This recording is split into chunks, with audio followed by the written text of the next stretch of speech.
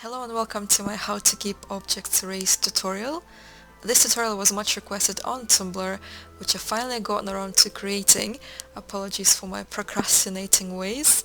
Hopefully this should help all of you budding builders to keep your floating objects floating. I'm currently here on the Quayside build in my game, and the reason why I'm showing this to you is because I thought it was a little bit relevant to this tutorial, because I do have a love for creating my own outside lighting. So for instance, this light here is a column and a light that's been raised, and two wall lights that have been raised as well, but that one dropped now. And if you have ever built stuff and then saved it to your library and then maybe plopped it down somewhere else in the world, or you've downloaded somebody else's creation who has raised objects outside of rooms and houses, you may have experienced finding those objects have dropped to the ground, and that is a bit of an issue with this game, which I'm going to try and counter with this tutorial. This is just a quick example of what I mean. I've built a kind of circus stand here and I have raised a couple objects. So the stuff I've raised is the awning and the balloons, as well as the little dragon wall shield thing. I'm going to save it to the library now.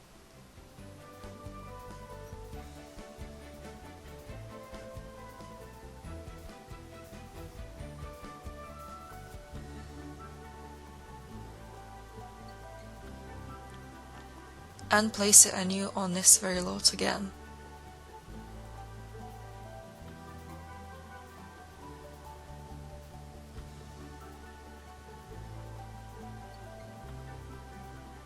And as you can see, the balloons and the awning have dropped down, unfortunately.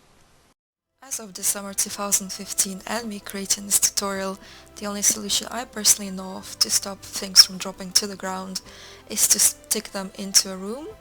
I guess the game isn't wired to remember the y-axis of an item's position, unless it's within the bounds of a room. I'm not entirely sure if that's right, but that's kind of how I would describe it from the testing that I've done. So what is a room? A room is something that you can highlight, click, grab and move around on your lot. So I have 4 examples here. The first 2 are considered rooms by the game. So this one is a proper room that is listed in your buy menu that I've grabbed from here. But a room doesn't have to be a proper house room. It can be a piece of foundation such as this one. You can see when I click it, it gets highlighted, and I can also grab it and move it around, as well as rotating it. So these 2 are considered rooms by the game, but these 2 would not be. The first one is just some fencing. It doesn't have a floor, so for instance if I click something, I can't highlight it in the center, as you can see, and if I click any of the sides of the fencing, it will only choose the side that I'm clicking, not all of it. So if I want to move it, it will only move this line of fencing here as opposed to all of it. And this is just some flooring, which is also not considered a room because this is just a couple tiles that I put on the ground. As you can see, I cannot pick it up. So just as an example, I'm going to grab a random object and erase it and put it inside all 4 of these examples. I'm going to choose this massage table, so I'm going to raise it within the bathroom, in the foundation, in the center of this fencing, and on this floor here. And I'm going to save the slot to the library and plop it down on the slot, and you shall see what happens.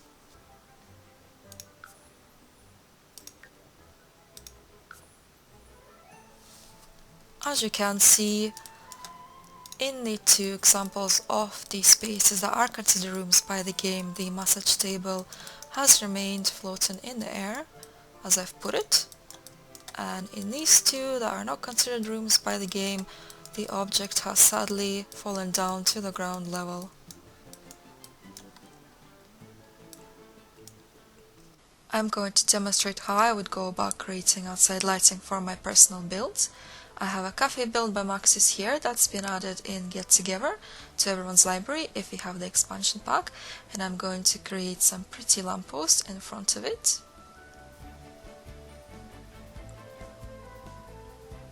It is entirely up to you how big or how small you want your rooms to be.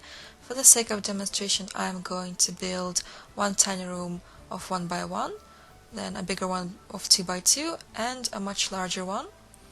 I'm thinking of having 4 lampposts here, so one would be in the tiny room, and then another one would be in a 2 by 2 room, and then 2 in a larger room.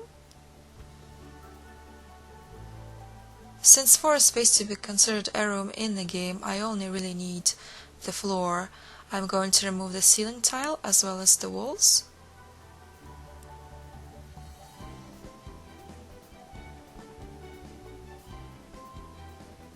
And I'm going to use the exact same method I used to create lampposts in the Quayside build. So I'm going to use a column, and I'm going to use this one.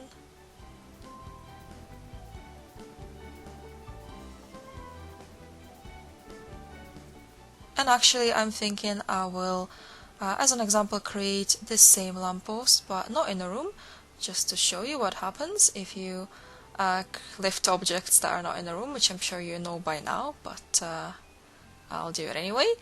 And I am going to quickly build a couple walls here, and that's literally just to make my life a bit easier when I'm placing wall-mounted objects, because I'm planning to use the flower baskets on this side.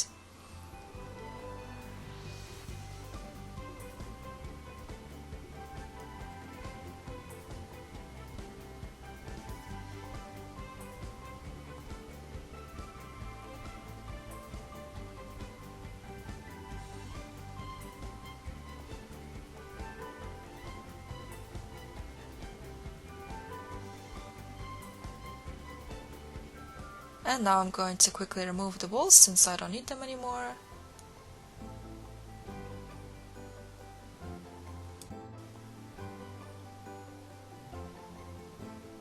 Now I'm just going to choose my lamp. I'm thinking of using this one from Get Together, so I'm going to increase it in size and lift it up to create this kind of lantern on top of a column with hanging baskets thing going on. So I'm just going to do the same thing on all of these.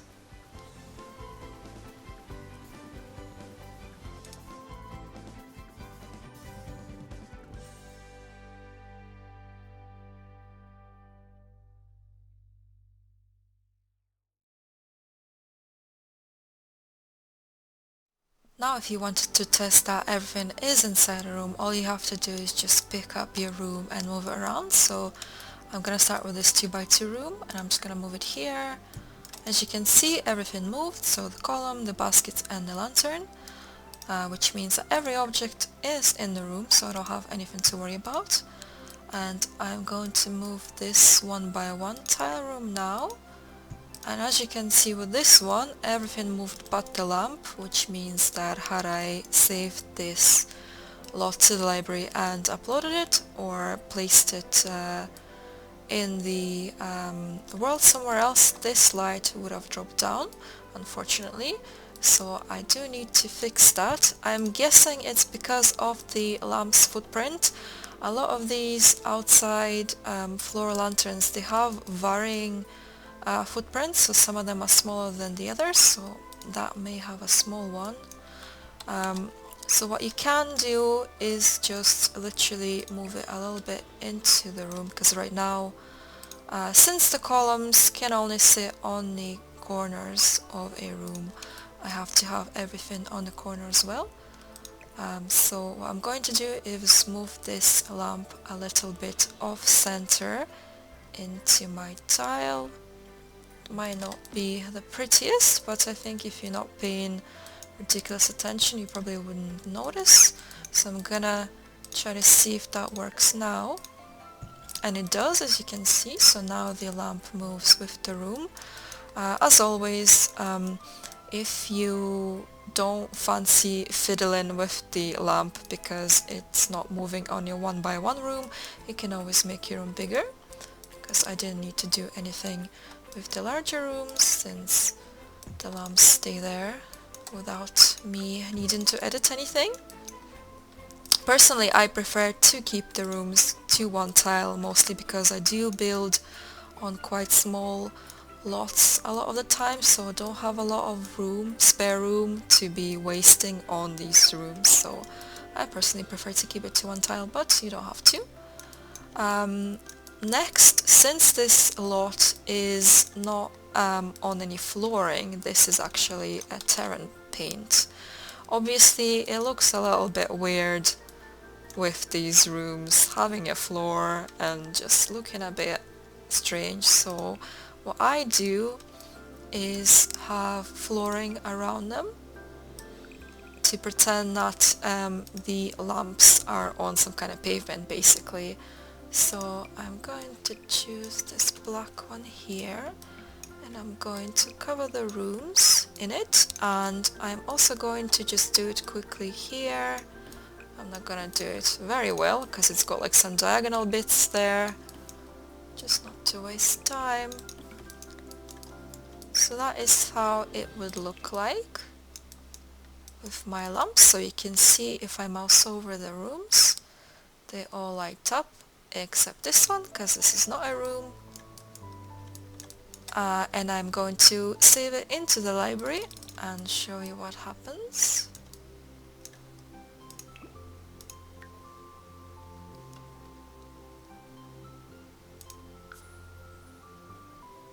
So I'm about to place the lot from my library.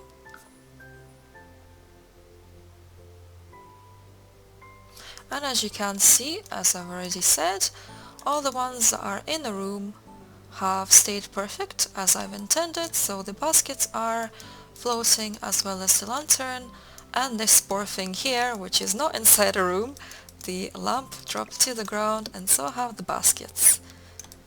The thing with this method here is that obviously it works the best on lots that are on ground floor, so they don't have foundation, because if you have foundation, rooms will also have foundation and it will look like this. So this isn't optimal for all lots, so you do have to kind of be selective with where you use this method on, because it will sadly not work on every single lot, but I do believe that if you're tricky enough, you can work this into most of your builds. Alternatively, if you don't want your lot to look like it's on any pavement, you can always choose a floor tile that has a more natural look. So there are some that look like grass with flowers, which you can always use if you wish to, as well as the one that's just grass without any flowers.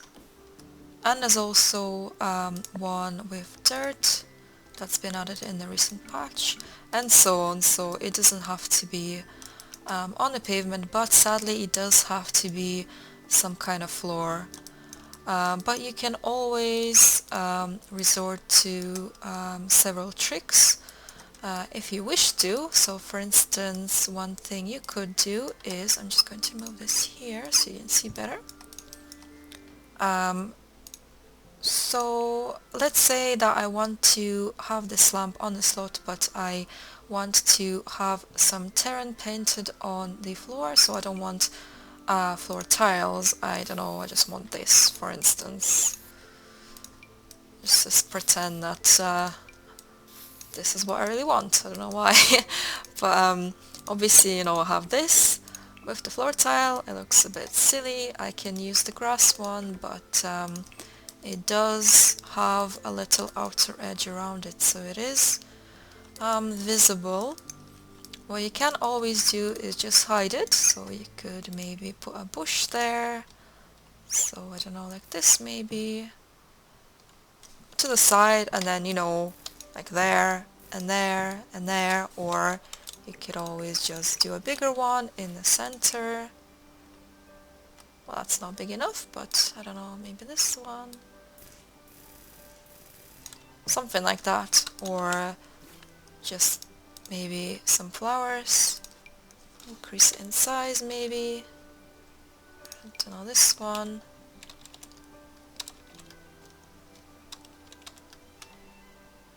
I'm sure you catch my drift of what I mean. You can also cover the tiles with carpets. I know it probably won't make much sense with this example, but I do have a build where I have masked floor tiles with a rug. It was a wedding lot and I needed to have a room because I was using some ceiling lights above the table as kind of lanterns. And I did use a rug to conceal the floor room, so I'm going to actually jump to that lot and quickly show you what I mean, because if I just describe it, it probably won't make much sense. This is my outdoor wedding lot, and as you can see, it has some lanterns above the table, and that is actually where I utilized my method. So I created a room, so as you can see, I think I split it in two. I'm not really sure why, I don't remember anymore, I made this a while ago, but yeah, so there's two rooms next to each other here, and they hold the lanterns mainly. They obviously have the furniture as well, but the furniture was not my focus. It was the lanterns, because had I not created a room here, the lanterns would have dropped to the ground upon download. So I'm just going to move them and show you. So the first room moves the tables and the chairs and stuff, and then the other room, I'll put it here. It has everything else in it, so as you can see, stuff is completely gone here. So it has the lanterns and some fruit. I am not sure why I split it like that, but it's not really relevant. So since I did have to have tiles for this room, and I wanted to have my lot on some terrain, not on floor tiles, what you can see I did here is I painted my lot as I wanted it with Terran tools, and I've masked, or tried to mask, the floor tiles with these rugs here, which I thought was kind of cute, to be fair. So I do have some floor tiles there, and then I just put the rugs on them. I mean, there are plenty of uses and things you can do with this method. I have been using this for quite a while. I mostly do use it for outdoor lighting, as I mentioned and showed in the example, but I also do certain other things like this one, where I want to have some lights, ceiling lights, so they stay on the ceiling and not drop down. So things like this are useful, and I'm sure if you're adventurous enough and play around with it, you will find tons of different ways to make use of this. So going back to my unfortunate sad stand that didn't happen here, that I showed at the start of this video, if I wanted to build one that would remain as I intended it upon download, I would have to build a room, delete all the ceilings and the walls,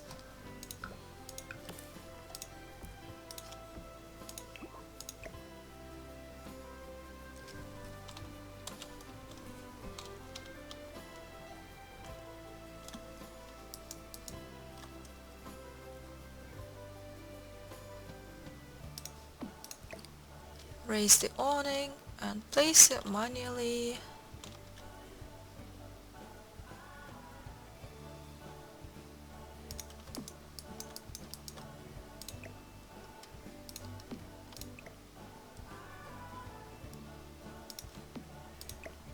And the balloons as well. And the shield.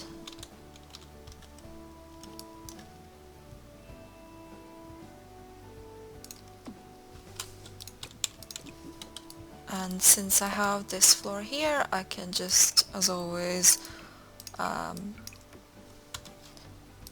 cover it with some tiles, like the grass, since it kind of fits this grass, but you can always make a pavement, or I don't know, just something else, whatever you like.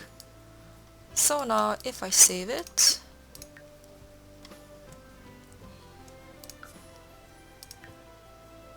and place it down from the library,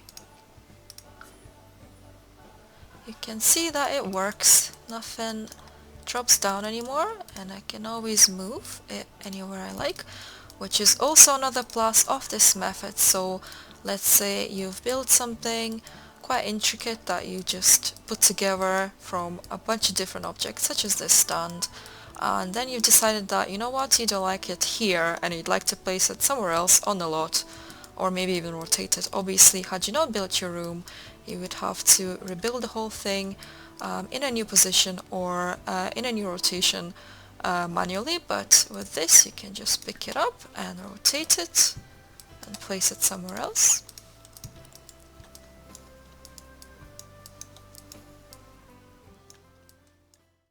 I hope this tutorial was easy to follow and understand, and I'd like to thank you for watching. I do hope that this was useful and helpful to some of you, and I wish you all the best in your building endeavors. If you did like this tutorial, perhaps you will consider liking this video and maybe even subscribing to my channel. And if you're not familiar with my blog, you can always visit my Similar as well. I will leave you with a quick short montage of me using this method in the various builds I have so far.